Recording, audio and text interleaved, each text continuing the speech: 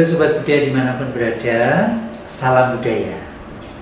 Saya yang Didi Nitowo hari ini berada di kantor Balai Bahasa di Kota Baru, Yogyakarta, dalam rangka lokakarya untuk program memperkaya bahasa Indonesia dengan memasukkan istilah-istilah Jawa di dalam dunia tari yang menjadi pengkayaan bahasa Indonesia.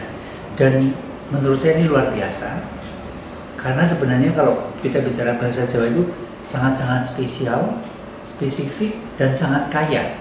Itu baru ngomong Jawa.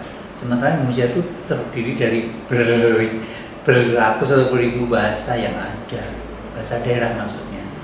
Jadi mudah-mudahan program ini kedepannya akan semakin berkembang, semakin meningkatkan tentang idiom atau istilahnya apa ya, perpustakaan kosakata bahasa Indonesia dengan pengkayaan memasukkan bahasa Jawa, khususnya dalam konteks istilah-istilah dalam seni tari.